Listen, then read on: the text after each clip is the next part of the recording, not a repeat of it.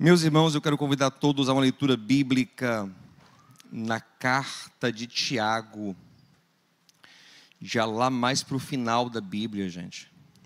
A carta de Tiago, antes das cartas de Pedro, depois da carta aos Hebreus.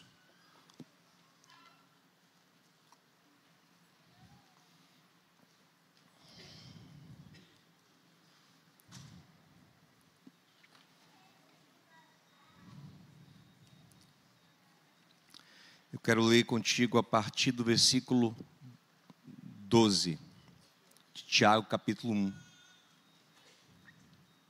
Tiago 1, a partir do versículo 12.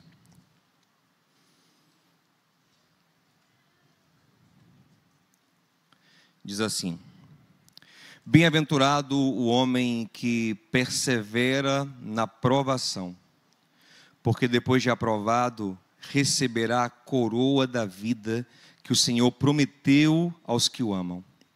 Quando alguém for tentado, jamais deverá dizer: estou sendo tentado por Deus, pois Deus não pode ser tentado pelo mal e a ninguém tenta.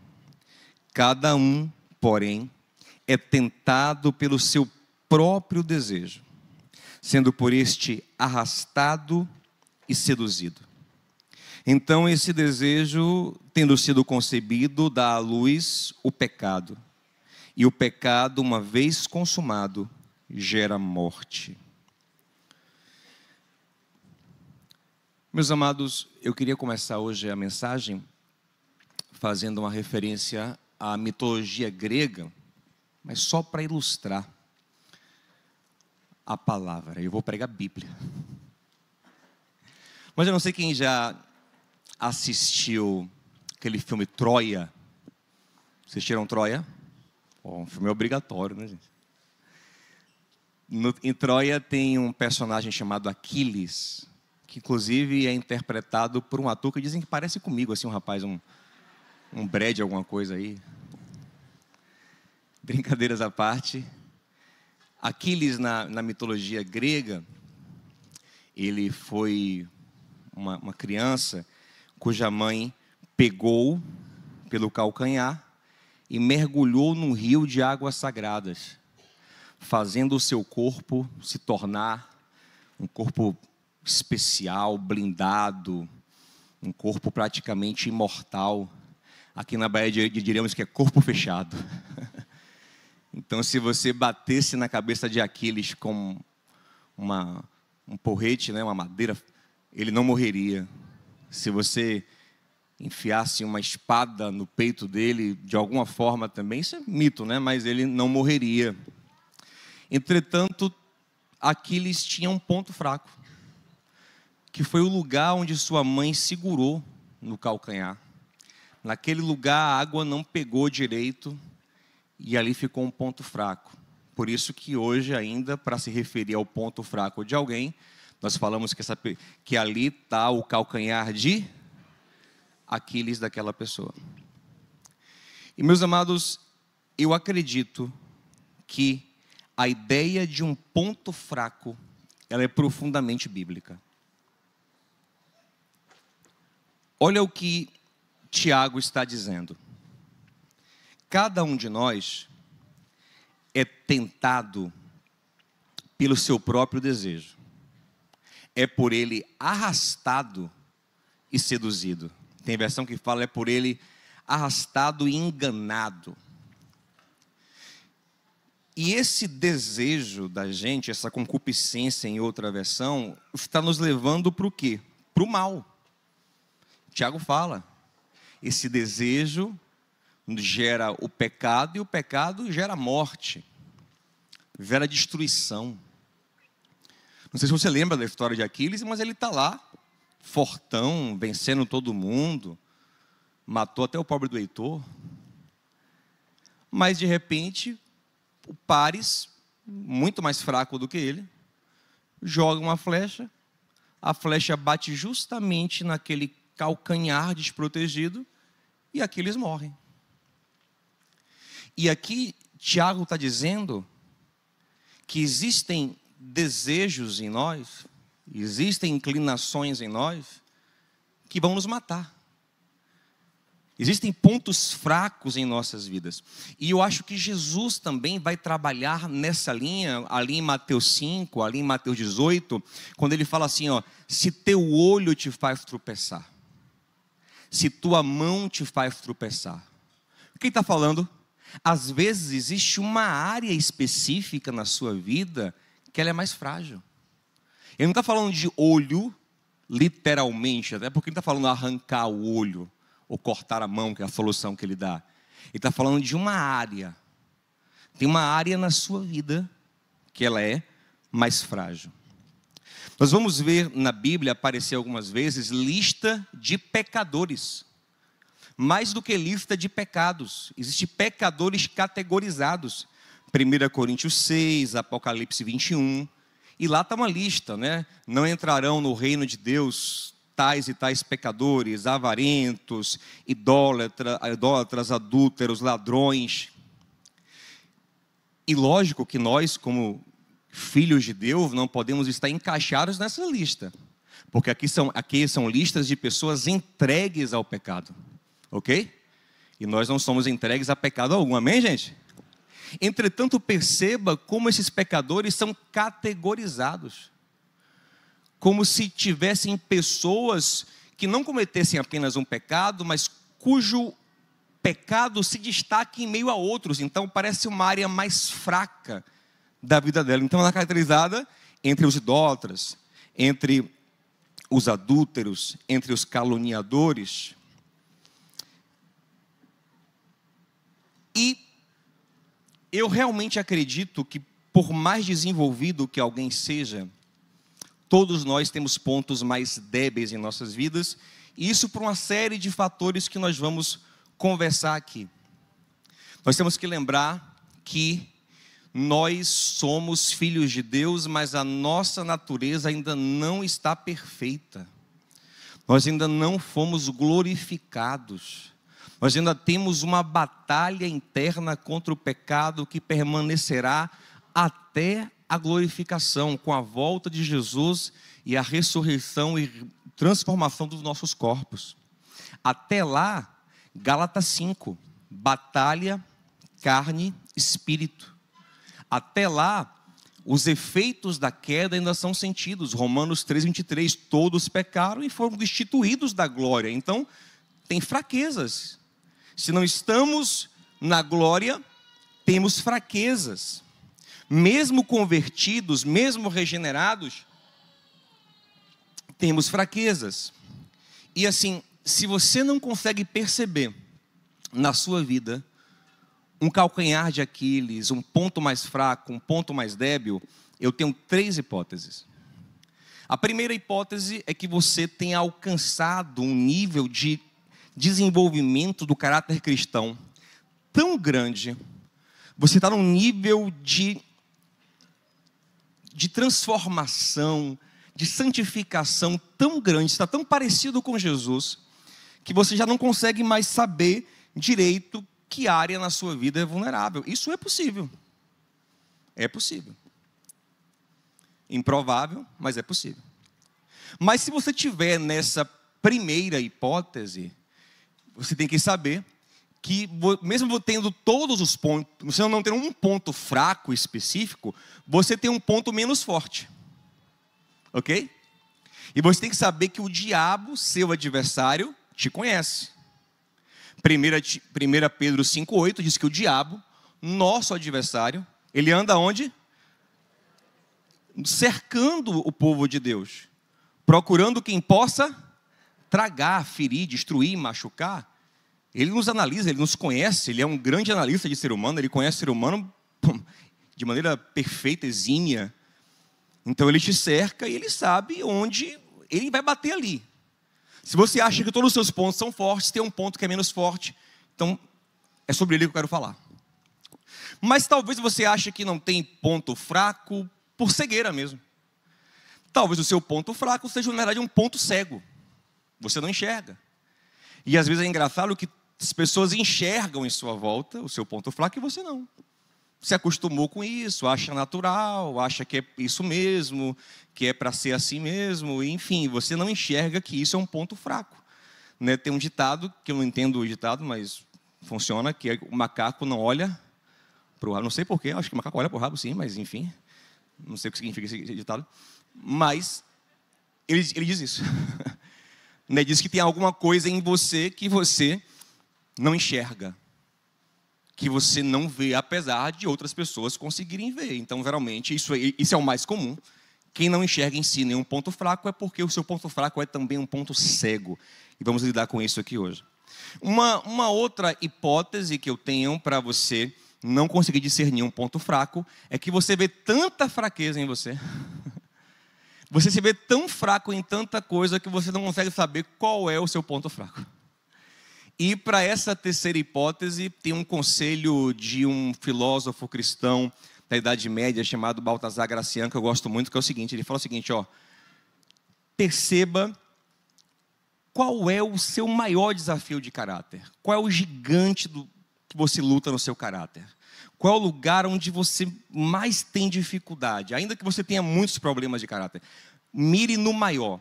Se você derrotá-lo, os outros vão ficar mais fáceis. E eu acredito nisso. Se você percebe mesmo, dentre os seus pontos fracos, qual é o pior, você consegue discernir isso, e você se concentra para vencê-lo, você é empoderado, encorajado, animado para vencer todos os outros. Então, é preciso que a gente entenda algumas coisas. Por exemplo, esse ponto fraco em nossa vida, ele pode mudar. Você pode ter um ponto fraco em uma área e depois você se fortalecer bastante naquela área e seu ponto fraco ser deslocado para uma outra área. Entretanto, não é isso que eu costumo ver, tanto na Escritura quanto na vida prática. O mais comum é que a pessoa tenha um ponto fraco com o qual ela lida a vida toda. Não é, entenda, gente, eu não estou dizendo que essa pessoa está pecando no mesmo sentido a vida toda. Não. Nosso chamado é para vencer o pecado, amém? Falando, tem uma área onde ele é mais tentado, onde ela é mais tentada, onde é mais provocado. Jesus foi tentado em tudo, mas não pecou. Ser tentado não é pecar. Olha o que o Tiago fala. Cada um é tentado pelo seu próprio desejo. Se ele pecar, dá lugar à morte. Mas se ele for tentado e vencer, que é o que o Tiago está propondo, bem-aventurado é aquele que vence a tentação, receberá a coroa da vida. Então, mas geralmente as pessoas, elas são mais tentadas numa mesma área. Elas se fortalecem, elas crescem, mas tem aquela área onde elas precisam vigiar mais, trabalhar mais, manter a guarda alta, porque é uma área mais débil. Por exemplo, eu vejo Pedro em Lucas 22, antes de receber o Espírito Santo, antes de ser transformado, Pedro, ele negou Jesus, né? Qual foi a fraqueza dele? Dissimulação. Não foi nem covardia, porque Pedro até enfrentou a guarda do templo no Getsêmani. O Senhor que mandou ele guardar a espada. Mas depois ele foi seguindo Jesus de longe. E quando começaram a perguntar a ele quem ele era, ele começa a negar que é discípulo de Jesus. Ele está aqui, mas não está, conhece não. Ele vai dissimulando, ele vai negando, ele vai se envergonhando. Interessante que esse é Pedro antes do Espírito Santo. Pedro, depois de receber o poder de Deus em Atos 2, vai fazer a mesma coisa. Lá em Gálatas capítulo 2, Paulo diz que um dia estava com Pedro, com um lugar cheio de irmãos que não são judeus, gentios, e havia naquele tempo, da parte dos judeus, ainda um preconceito com gentios, resistência com gentios, mas estava Pedro lá com Paulo, que era defensor dos gentios, comendo com os irmãos gentios de boa, tranquilo, até que chegaram os judeus bem conservadores lá, bem rigorosos, da turma de Tiago, irmão de Jesus. Paulo diz que Pedro levantou e fingiu que nem conhecia os gentios. Mesma coisa que ele fez. Dissimulou. Fez como se não tivesse relação. Negou os irmãos como ele negou a Jesus. E Paulo foi na face dele e confrontou. Você está negando, você está dizendo que não tem parte com eles. É a mesma coisa. Interessante, parece que Pedro continua com esse mesmo ponto fraco. Essa coisa de dissimular quando é necessário. Um Pedro já transformado, uma bênção, um homem de Deus, gente. um homem de Deus. Você entende? Então tem homens e mulheres de Deus que ainda tem na sua vida algumas áreas que precisam de maior vigilância. Eu repito, isso não te dá licença para pecar, pelo contrário, isso põe diante de você um desafio. Porque quando você vence esse ponto fraco, você glorifica ainda mais o Senhor. Amém? Você pode testemunhar da graça de Deus justamente nesse ponto fraco na sua vida. Agora, antes da gente lutar contra o ponto fraco, primeiro eu quero falar um pouco mais sobre discerni-lo. Porque a gente não pode ser muito genérico. Eu acredito que quanto mais a gente discernir nosso ponto fraco, melhor a gente consegue lidar com ele. Por exemplo, eu posso olhar para os discípulos de Jesus e falar assim, olha, eles eram ambiciosos. Mas isso fica muito genérico. Porque dentre eles existem ambições diferentes. Por exemplo, se você olha para João e Tiago, irmãos, filhos de Zebedeu, eles ambicionam o quê? O que é que eles pedem a Jesus em Mateus 20, junto com a mãe deles? Poder. Um sentar à direita, outro à esquerda no reino. Eles querem poder, eles querem honra. Judas também é ambicioso, mas ele em algum momento quer poder, gente? O que Judas quer? Dinheiro. João capítulo 12, está Jesus sendo ungido em Betânia, ele critica porque a mulher derramou sobre Jesus um perfume caríssimo, ele quer que venda o perfume para dar aos pobres. Aí João entrega a ele nada de dar pobre, ele queria botar o dinheiro na bolsa do ministério, porque ele roubava a bolsa. Observe que João e Tiago deixaram dinheiro, largaram a pesca, o barco que eles tinham, para seguir Jesus. Eles estão mais preocupados em poder do que com dinheiro. Judas é o contrário, ele largou Jesus por dinheiro. Ele vendeu Jesus por 30 moedas de prata. Então observe que ambos são ambiciosos. Os dois grupos aqui, João e Tiago, são ambiciosos por poder, por destaque, por honra.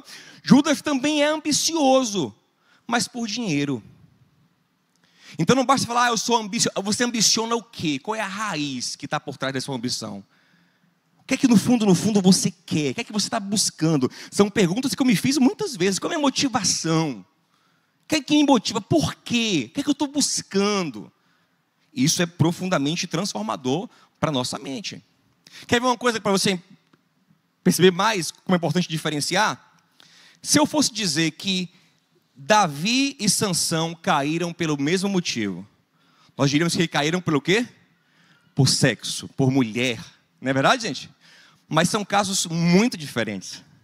Apesar de ambos terem caído por causa de mulheres, bem diferente. Davi teve várias esposas e várias concubinas, mas não se apegava a ninguém. Davi não se apaixonava, Davi não se vinculava emocionalmente.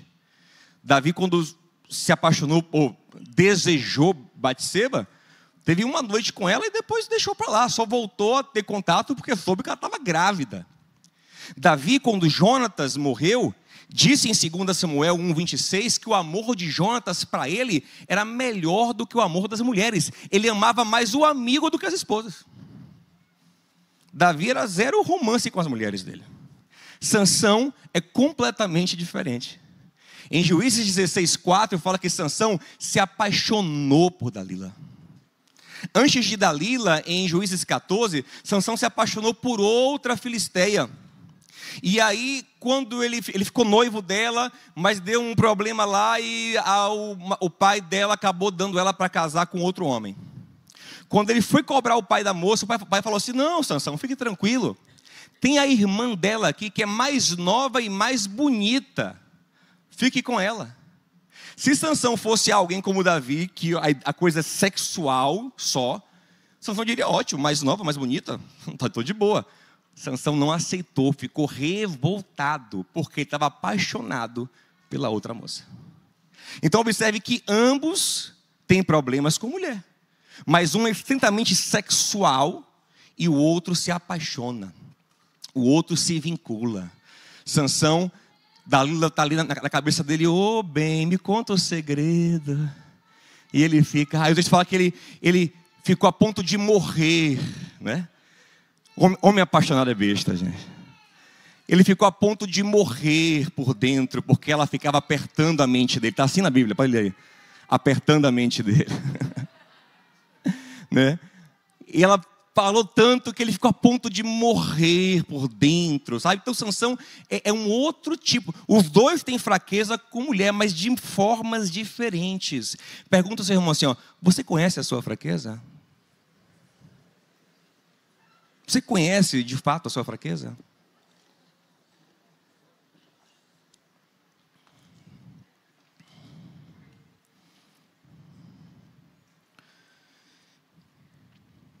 Meu irmão, se você não conhece a sua fraqueza, você tem que buscar conhecer. E aí eu quero te dar 2 conselhos para que você conheça a sua fraqueza. Na verdade, 3 conselhos. Ou quantos eu quiser. Quantos couber no tempo. Vamos lá. Conselho número 1. Já até falei um pouco disso. Às vezes, só você não vê, Bion. Às vezes uma coisa muito fácil para você entender seu ponto fraco é conversar com quem lhe cerca. Porque geralmente as pessoas que lhe cercam percebem o seu ponto fraco. E é lógico que você tem que ter maturidade para isso. Humildade. Salomão fala que o tolo, quando você exorta ele, ele te odeia. Mas o sábio ama ser corrigido. Então a gente tem que ter maturidade para abrir o coração e dizer, fale, me diga. Isso é uma bênção. Entre casais, então, isso é muito bom. Lá em casa o bicho pega. Minha esposa fala umas coisas, engasgo assim, ela tá certa. Eu também falo de vez em quando, né? Mas ela fala mais. Provérbios 27, 17 diz o seguinte, ó. Como ferro afia o ferro, um homem afia o seu companheiro. Uma boa relação é aquela que nos afia. Mas ferro que afia ferro, será que dói, gente, no ferro? Se ele sentisse dor? Hein? Afiar, desgasta. Mas é assim que a gente amadurece. Tenha coragem de parar e dizer, me diga aí quais são os meus pontos fracos. Critique aí. Tem que ter maturidade, precisa de gente madura, gente grande, gente sábia. Uma vez a gente fez um exercício assim entre pastores. Foi até antes da Lírio Barra começar. Então isso tem quase 20 anos. E foi engraçado. Pastores, gente, olha como a vida é difícil. Gente em tese madura. Aí estava num retiro só de pastores, a gente orando, buscando a Deus uma benção. Aí vamos fazer aqui um exercício para a gente poder se aperfeiçoar. Um pastor vai ficar no meio, os outros vão primeiro falar qualidades dele. E depois vão pontuar coisas que acho que podem melhorar. Rapaz, na hora da qualidade, era lindo, era um Pentecoste. O pessoal chorava, se emocionava e ficava ferrado. Não, que entrava na parte dos defeitos. Meu amigo, eu vi carne ali, viu? E gente magoada depois, querendo sentir a satisfação porque você falou aquilo. A gente tem que ter maturidade. Se você não tiver maturidade, você vai ser sempre um cego. Uma pessoa que ninguém pode falar nada. É igual Nabal. Lembra a história de Nabal? Nabal, Davi vem matar ele, porque ele é um tolo, um bobão. Ponto fraco imenso dele, aquela arrogância dele imensa. Aí o servo dele, sabe o que o servo dele fala? Quem vai falar com ele se ele não escuta ninguém? Ninguém pode falar com ele que ele é um bruto. Ele é um tolo, ele não aceita crítica, ele não aceita que ninguém lhe diga nada. E você? Você quer conhecer seus pontos fracos mesmo? Quer mesmo? Espero que sim.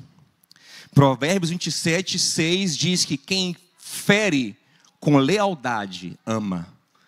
Quem ama, até fere às vezes, mas por fidelidade. Mas quem só beija e nunca confronta, não é verdadeiro. Então a gente tem que gostar desse tipo de relação.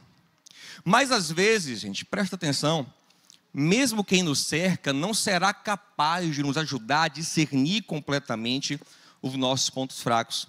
E é nesse momento que o Senhor faz maravilhas. Lembre do Salmo 139. Davi dizendo a Deus: o Senhor me criou no ventre da minha mãe. O Senhor me conhece antes de eu me conhecer. Antes de eu adquirir consciência, o Senhor já me via. Deus te conhece mais do que você é capaz de se conhecer. O Senhor me sonda, o Senhor conhece os meus caminhos, o meu levantar, o meu deitar. O Senhor sabe tudo sobre você. E Davi encerra esse salmo dizendo: Senhor, já que o Senhor me conhece tanto, olha aqui para mim, me sonda, vê se há algum caminho mau, vê o que há de ruim em mim e me mostra. E o Senhor quer te mostrar, meu amado. O Senhor quer, se você buscar o Senhor, Ele vai te mostrar. Ele vai te confrontar, por amor. Jacó queria uma mudança na vida, buscou o Senhor. O que o Senhor fez? Confrontou ele. Quem é você? Qual é seu nome? Jacó, enganador. É isso que você é, mas não será mais Jacó. Mas Deus confrontou, Deus lutou contra ele. E você tem que querer isso.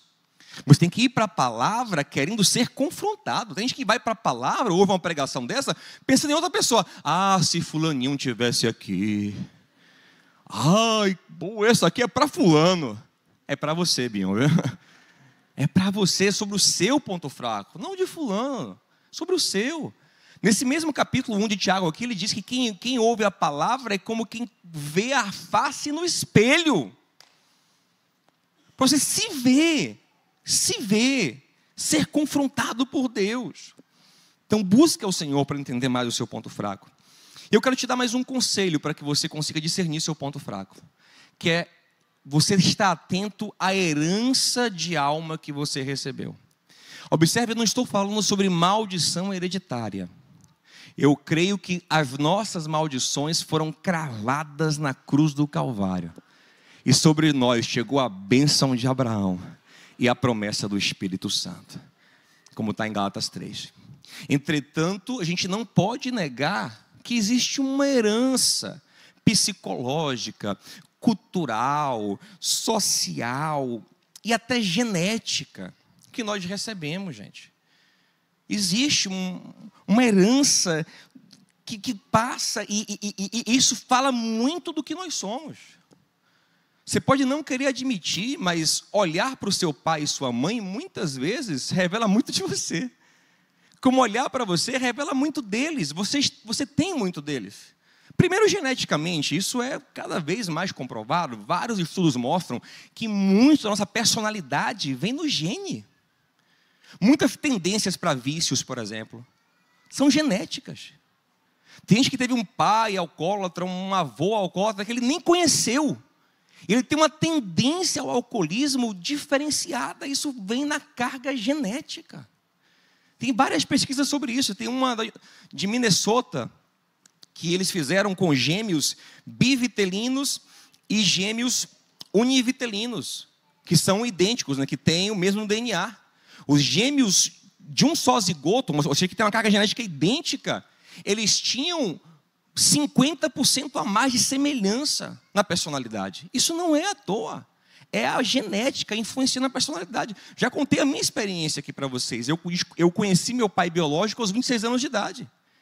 E o que mais me impressionou não foi a semelhança física que eu tenho com ele. Foi a semelhança psicológica. Aquilo me deixou impactado. Os gostos, modo de pensar, modo de falar. Eu nunca convivi com ele. E eu tinha toda uma inclinação de alma, de sentimento, de fraquezas. De fraquezas. Muito semelhante. Eu sei que às vezes, pastor, tudo que eu menos quero na vida é ser como meu pai, como minha mãe. Aí vai envelhecendo e vai ficando igualzinho. Mas deixa ele falar. Isso te ajuda a saber com o que talvez você lida. Olhe para a Bíblia. Abraão era um homem de Deus. Abraão era uma bênção. Abraão era um cara quase perfeito. Mas tem uma falha que Abraão comete várias vezes, que é o quê? Ele chega nos lugares e ele diz que a esposa dele é sua irmã e empurra Sara. Gente, Isaac é ainda melhor que Abraão. Mas qual é o pecado que Isaac comete? O mesmo. Chega no lugar e empurra a Rebeca dizendo que ela é irmã. É impressionante. Como às vezes a gente lida com as mesmas coisas, por cultura, por educação, por aprendizado, e por essa carga genética também que passa. Então, olhar para o seu pai, olhar para a sua mãe, vai te ajudar muito a saber com o que você tem que lidar, talvez, provavelmente, entendeu? Talvez não, talvez você não tenha realmente nada a ver, mas provavelmente tem. Às vezes, tem coisas que você absorve de várias formas. Pois bem, você, agora, digamos que você tem consciência essa área aqui é mais fraca, essa área aqui é mais fraca. Eu repito, você tem que ter, porque seu inimigo já tem. Me ajuda a confirmar isso no coração de alguém, a consolidar, diga assim, ó, seu inimigo já conhece, viu? Seu inimigo já sabe. Ele já sabe, ele vai ficar ali, ó, cirandando e armando laço para você, e batendo nesse ponto, e te paralisando, e te enfraquecendo, e te minando, e fazendo você perder tempo, perder alegria e morrer. Porque o pecado gera morte. Então você tem que conhecer. Digamos eu conheço, e agora? O que é que eu vou fazer com essa parte mais fraca da minha vida? Eu vou dar um tratamento muito especial a ela. Eu vou me focar nisso, eu vou declarar uma guerra para poder fortalecer, blindar essa área. É o que Jesus diz em Mateus 5, em Mateus 18, quando ele disse, teu olho te faz tropeçar, faz o quê? Um carinho nele, não é isso? Arranca.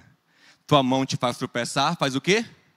Arranca. Lógico, gente, que isso é figurativo, né? Daqui a pouco, o próximo domingo, aparece alguém com olho aqui, pastor, arranquei o miserável, pastor. Arranquei mesmo, porque eu não estava aguentando mais. No Instagram estava terrível. Isso é figurativo. Até porque, gente, não é o olho, de fato, que é o problema. Não é a mão que é o problema. O olho é bênção, né, gente? A mão é bênção. Eles estão sendo instrumentalizados para o mal. Então, qual é a lição? O que é que está instrumentalizando o mal para tocar no seu ponto fraco? O que é? Com essa área você vai ter que pegar pesado. Se é rede social, como eu falei aqui, tem gente que está de boa na rede social, tem gente que não consegue lidar com isso, que vai pecar, vai se irar, vai brigar, vai sensualizar, vai cobiçar. Se você não está tendo estrutura, corta, tira. É melhor você estar cheio da graça de Deus, sem Instagram, meu amigo, sem Facebook, sei lá, do que está com tudo isso e sendo derrotado constantemente. Já se para você é uma coisa que você lida bem, glória a Deus. Eu sempre falo aqui, música, eu brinco com música, cito música que não é cristã, e passou isso, pode, não pode, não é sobre poder, não poder, é sobre você se conhecer e saber como isso funciona para você.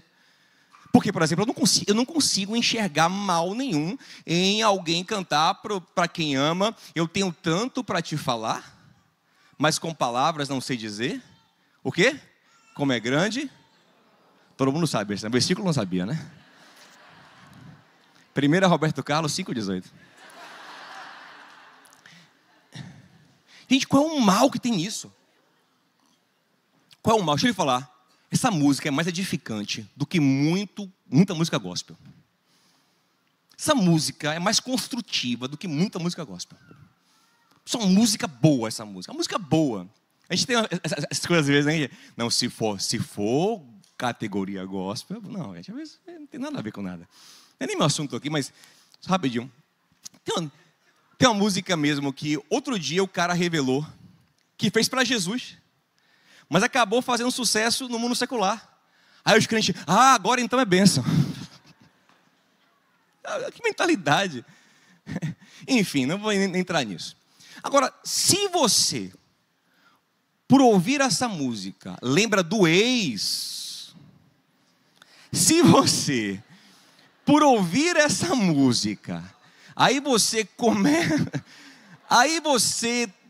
começa a ter uns sentimentos estranhos e te leva para uma outra que já não faz bem, e você leva para a bebida que você tomava na época e quando eu ouço essa eu tomo eu tomo duas, aí pronto, meu amigo. Então para você talvez não dê, para você é um ponto fraco. Bebida alcoólica é a mesma coisa. Se você é uma pessoa que sabe tomar o seu vinhozinho com moderação, você não tem como defender biblicamente que isso é pecado. Agora, se você é uma pessoa que se tomar um pouquinho, vai tomar muito, e vai se embriagar, e vai fazer besteira, esse é um ponto fraco na sua vida. Você tem que reconhecer, e jogar duro, e admitir. Vem te falar uma coisa, é honroso quando alguém admite seu ponto fraco. É honroso, não tem vergonha não. Vergonha é quem fica fazendo besteira.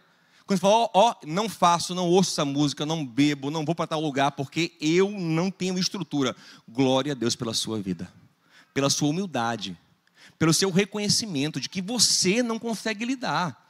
Agora, não faça disso uma regra para todo mundo, ok, gente? Eu mesmo, se eu cantar essa música aqui lá em casa de noite, é avivamento lá em casa, é benção. Bate certão. Agora não vem dizer, eu não cante, não. Eu posso, para mim está de boa. Isso é muito de cada um. Tem gente que fala assim, pastor, crente pode ir na praia? Quando a pessoa pergunta, você diz, olhudo, já sei logo.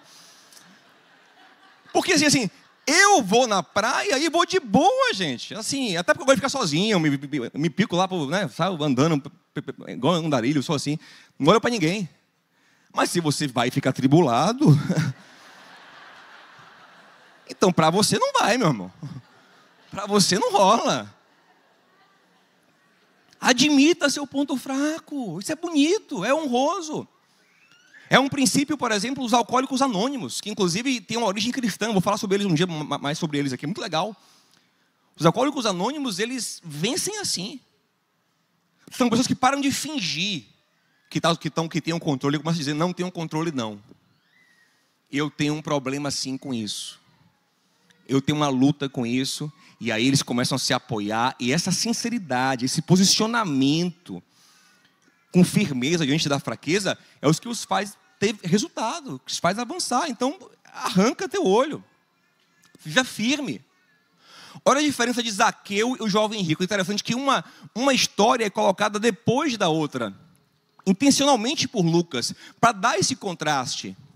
O jovem rico é alguém que Jesus chama para andar com ele e ele não vai porque ele se apega ao dinheiro. Ele não tem a firmeza para cortar o mal pela raiz. Não é o dinheiro o problema, mas o amor que ele cultiva. Mas ele tinha que ter coragem de cortar o dinheiro pela raiz, o mal pela raiz. Dando o dinheiro, se livrando do dinheiro, como o Senhor falou. Gente, você acha que Zaqueu não amava o dinheiro, não, gente? O chefe dos publicanos, cara rico, ganhando muito dinheiro, o cara era odiado para ganhar. Para você ganhar um dinheiro que te faz suportar o ódio de todo mundo, você tem que amar muito dinheiro. Zaqueu também amava o dinheiro. Mas quando Zaqueu percebeu que isso lhe prendia, o que é que ele fez? Vou pagar 4 vezes mais que eu roubei e mais do que isso. Vou fazer o que ninguém mandou. Vou dar metade da minha fortuna aos pobres. Aquilo estava doendo nele. Mas ele estava sendo radical com aquilo que lhe aprisionava. Ele estava levando a sério o seu ponto fraco. E esse é o conselho da palavra para a sua vida. Leve a sério o seu ponto fraco. Porque senão ele vai te destruir. Ele vai te pegar lá na frente. Observe uma coisa curiosa. Como o próprio Deus faz. Eu falei que Tiago e João, eles tinham essa ambição de poder, né? Eles pediram a Jesus para um ficar à direita e outro à esquerda de Jesus no reino de Deus. E isso gerou uma maior confusão. O discípulo posterior, que depois creu no Evangelho, vai assumindo a proeminência. Ou seja, o próprio Deus, talvez, aí o que eu penso, vendo a fraqueza de Tiago e João, não os permitiu exercer a liderança que eles queriam exercer. Deixa eu te falar uma coisa. Muitas coisas Deus vai travar em nossa vida porque Ele te conhece. E você tem que dar glória a Deus por isso. Já fiquei triste com isso algumas vezes. Fala, Senhor, por que eu não? Porque você é fraco. Porque você não pode. Porque eu lhe conheço. Foi exatamente o que ele fez com Paulo. Paulo, claramente nas cartas dele, ele mostra que ele tem um ponto fraco dele. Qual é o ponto fraco? O seu orgulho. Paulo, Paulo era um gênio. Paulo talvez seja o maior gênio da história humana. O nível de assim, Jesus é incomparável. Paulo é um absurdo, aquele homem. A mente dele, para a época, o que ele fez, o que ele realizou, a maneira que ele enxergou o reino de Deus é uma coisa absurda. Paulo é um gigante. E ele lidava com pessoas muito simples. E ele tinha que ouvir os outros apóstolos que estavam no nível de consciência muito menor do que dele. E ele tem paciência, aquele pessoal. Isso é um saco para Paulo isso, né? Então isso que ele chega lá em Jerusalém, e aí Tiago fala, Tiago, irmão de Jesus, vou conversar essa, porque você não guarda mais a lei. Ele, não, raspa a cabeça, vá para o templo. Ele submetia umas coisas, sabe, nada a ver, o pessoal atrasado, e ele certamente lutava muito com orgulho no seu coração. E ele deixa claro isso nas suas cartas. O que é que ele fala em 1 Coríntios capítulo 12? Ele fala assim, para eu não me ensoberbecer com a grandeza das revelações, por causa do meu ponto fraco, que é o meu orgulho. O que é que Deus fez comigo? Botou uma dificuldade para me segurar, botou um espinho na minha carne, botou uma dor, e eu pedi 3 vezes, Senhor, tira. O Senhor disse não. Por que o Senhor está dizendo não? Porque você precisa dele. Eu preciso proteger o seu ponto fraco. Você não aguenta viver o que eu tenho para você, se você não tiver essa fraqueza para te humilhar. E o Senhor disse a ele, a minha graça te basta. O meu poder vai se aperfeiçoar na sua fraqueza. Meu irmão, minha irmã, é nessa consciência que a gente se mantém de pé. É nessa consciência de dependência, de dar glória a Deus, de dar graças a Deus por tudo, saber que Deus está cuidando de nós, que nós nos mantemos de pé. Cuidado você que acha que merece mais, que pode mais, que é bonzão, que é injustiçado. Quem pensa que está de pé, cuida para não. Porque quem pensa que está de pé e se comporta com essa arrogância vai cair. A soberba precede a queda. É só olhar para Pedro em Lucas 22. Olha para Pedro, gente. Olha a cena. Imagina. Jesus chega para Pedro e fala assim, ô Peu, tive uma reunião ali meio chata. Eu estava com o pai, mas estava Satanás lá também. E ele pediu vocês para dar uma apertada. Diz assim, eu intercedi por você, Peu, para você não desviar. Pedro, o que, Jesus? Por mim? Peu, para você ficar firme, intercedi por você. Oh, Jesus. Hoje morre nós dois. O Senhor numa cruz e eu na outra. Para de conversa, olha isso aqui. Ainda que todos aqui te deixem, eu não deixo. Eu disse, Peu, você vai me negar 3 vezes hoje, Peu, antes do galo cantar. Ele não aceitou. Se achou. O que aconteceu com ele? Caiu. Se você achar que é fortão, que não tem ponto fraco, você não se submeter à voz de Deus, não ouvir os avisos de Deus, não se humilhar diante de Deus, você vai cair. E agora eu digo, hoje eu falo disso rindo, mas eu fico imaginando isso várias vezes. Se fosse eu no lugar de Pedro, se fosse eu há 20 anos atrás, eu acho que até a mesma reação que Pedro, né? Jesus, Diogo, você vai me negar. Qual foi, Jesus? Eu? Não. Você vai me largar. Não, Jesus, eu não. Agora, se fosse hoje, com a experiência que eu já tenho, um pouquinho de maturidade que eu adquiri, se eu fosse assim, Diogo, intercedi por você. Eu falei, graças ao Deus, intercede aí. Intercede, porque sem a tua graça eu estou frito. E é esse lugar que te mantém de pé, gente. Dizer, Jesus, eu dependo de ti, trabalho, a porta que eu não estiver pronto para passar, feche, Jesus. O Senhor me conhece. Não me dê nada antes do tempo, não me dê nada para qual eu não esteja maduro para viver. Não me dê nada que eu não possa glorificar o teu nome. É igual as harpas, ela fala assim, Senhor, olha aquela oração linda, sincera, Senhor, não me deixe pobre que eu vou roubar. Não sei ser pobre. Mas também não me enriqueça que eu fico soberbo e desvio. Me faça classe média. Tem essa oração da classe média. Está no Salmo 73, né? Ele se conhece. Ele se conhece. Vou te falar. Deus sabe a sua estrutura. Se submeta a Ele, seja grato a Ele. Tem muita coisa que eu estou vivendo hoje que eu quis viver há 10 anos. Mas se eu vivesse há 10 anos, eu estava frito. Eu dou glória a Deus que Ele fechou a porta lá atrás. Porque eu sabia que eu estava fraco para aquilo ali. E eu, não que eu esteja forte agora, mas sabe o que eu estou agora? Mais vigilante, mais humilde. Ainda tem umas fraquezas bem parecidas, mas eu vigio mais, eu confio mais nele, eu dependo mais dele, eu me humilho mais na presença dele. Então eu sinto que ele pode agora fazer um pouquinho mais, né? Se uma porta se fecha aqui, outras portas se abrem. Eu preciso aprender mais de Deus, porque Ele é quem cuida de mim. Deus cuida de mim. Vem pra cá. Eu quero encerrar dizendo a você: você tem ponto fraco. Você tem uma área na sua vida aí que se o diabo dizer, sabe de uma? Vou derrubar ele. Sabe o que ele faz? Ele te derruba e destrói. Sabe por que o diabo não vem com tudo e ele derruba na sua área fraca? Porque Deus não deixa. Como Deus disse a Jó, Ele falou assim, ó.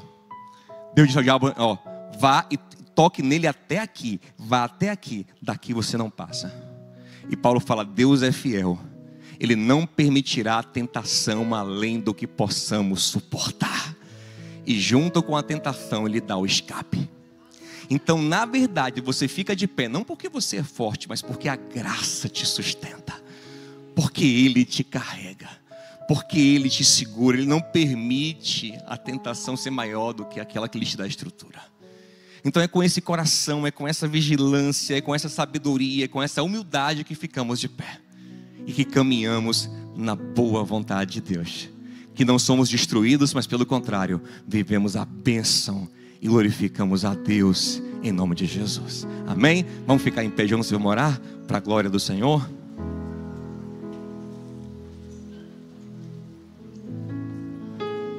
Vamos cantar um pedacinho de uma canção que fala isso. E vamos orar encerrando o culto. Essa canção é bonita, ela fala sobre isso. Eu reconheço que sem o Senhor, sem a Tua graça, eu não presto. Eu não consigo. Mas o Senhor me sustenta. O Senhor me fortalece.